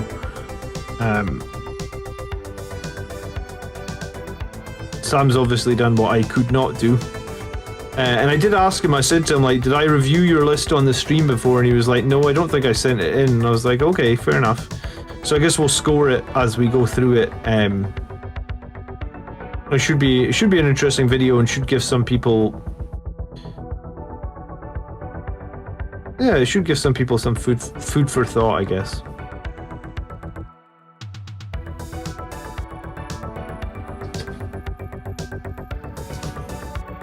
I'm so tired from cutting trees and pushing them off my house. Have you had bad weather, have you? Ever worried about playing your list in a mirror matchup, and how do you think you would fare against it? A mirror matchup. I mean, in a mirror matchup, I guess it comes down to the person that's more skilled, right? To a certain extent, I guess. I guess turn one also comes down to a certain extent. How do I think I would fare against my own list? I haven't thought about that too much, to be honest. I mean, you would know all your strengths and weaknesses, so you would kind of know how to counter it. I mean, the one thing that I think I've got going for me over some other players is I always play the same army, right? And I think, I mean, I'd like to play some other armies at some point, but like, I kind of, when I had my daughter, I kind of had to make a commitment to myself where it was like, I do not have time to do multiple armies anymore. So I just need to pick one and stick with it. And I picked Blood Angels. I could have picked something else, I guess, but no, we picked Blood Angels. And I think when you play the same army game in, game out, you develop like a very good feeling for the army. And like some of the decisions almost become like, you know, you can, it's a bit like a game of chess, right? You're like thinking like 1 or 2 turns ahead of like, oh, I could do this or I could do that. And you know the exact strength of each unit because you've played them plenty of times. So I think in a mirror matchup I'd probably do okay, but do I think the lists I'm running are strong? I guess the answer is yes. You know, like, I don't think Blood Angels got the best codex in 9th edition. I think we could probably all agree that we didn't get the best codex. But like, I still think that we can be very competitive and we can make very good, strong armies. I think Company Veterans won't see as much play now. Yeah, I think you're 100% right. I also think Servitors probably won't see as much play now as well. I dislike playing mirror matches in 40k. I'd almost rather play different factions. Yeah, I mean, I've played very few mirror matches, but I guess, yeah, I think it comes down to probably the player that's more experienced on that faction if you end up playing mirror matches, right? I chose wisely. We talked about it in Discord, but you were understandably busy. High winds and bad weather in some states over the weekend. I lost about 5 trees in my yard, no real damage. Sorry, man. Yeah, I don't even know who I've talked to in this last week, honestly. How often do you paint and how much do you set yourself for painting every week? I find it hard to motivate myself to paint and feel like I should just force myself to paint for a bit each week. I think, but I'm glad to hear there was no real damage, Reziel. Sorry, I mean, I've been tired and I've been driving back and forth to the airport. I can't even recall if we had a conversation. My bad. I think, Misha, the best thing you can do is to have like sometime at the moment I'm only painting about 4 hours a week, twice a week on stream. Sometimes I'll paint like, let's say 6 or 8 hours a week. I'll paint in the morning on the weekend. But I think the best thing you can do is, if you're struggling, is to set a dedicated time to painting. And like, you know, just put 2 hours aside, and if you're struggling, just do it once a week or something. The way I always look at it is, right, let's say, so say at the moment I'm only painting 4 hours a week, twice a week for 2 hours, and I'm usually when I'm streaming, so I'm on here, I'm painting for 4 hours a week. In a year, that's 200 hours of painting. If you work out how much stuff you can get painted in 200 hours, you probably get quite a lot of stuff painted, right? So even if you can only manage one session a week for 2 hours, then that's 100 hours a year. So I would I would try and take motivation out of the equation, right? Like, just forget about motivation. Motivation is something like, motivation is fleeting, right? And that, like, some weeks you will be motivated, other weeks you will not be motivated. Think about your job, right? Or university or whatever it is you do. Like, there's definitely some weeks for my day job I am not motivated, but because it's like I have to go to work to make money, I can't just be like, oh, I don't have much motivation today, I'm not going to work, right? So, like, you will go to work and you'll probably get a lot done at work because you've gone in and you're there at 9 o'clock in the morning and you have to stay till 5. So what are you going to do? You're just going to work. And once you're actually sat at your desk, you just work. And I think the painting needs to be the same thing, right? Where it's like, just set a time and just set everything up and just sit down and just start. And once you're started, you're started. Good night, Texan. I'm heading off in a minute. But yeah, either find a good podcast or a good show on YouTube or an audiobook from Audible that you're enjoying, and just set that up and just do it, man. Don't let it be a battle of motivation, because some weeks your motivation will be good, other weeks your motivation will be shit. You know, like, I always think about exercise as another thing, where like people try and be healthy and do exercise, and then what happens is in the summer, exercise is easy, right? Because you open the door and it's a lovely day. Hey, it's very easy for me to go out and do exercise today. In the winter, it's -5 degrees. I don't want to do my exercise today because it's fucking freezing. So if you let motivation come into that, then you're not going to exercise in winter. And I'm exactly the same with when I want to do exercise.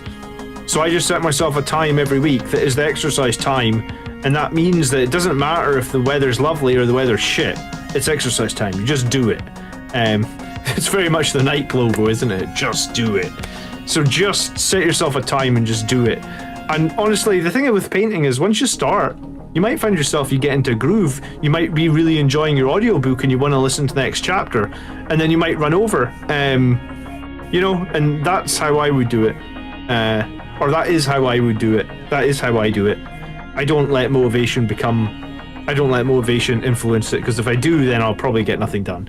And I think for a long time I probably did it on motivation, and I didn't get nearly as much done as I wanted to get done.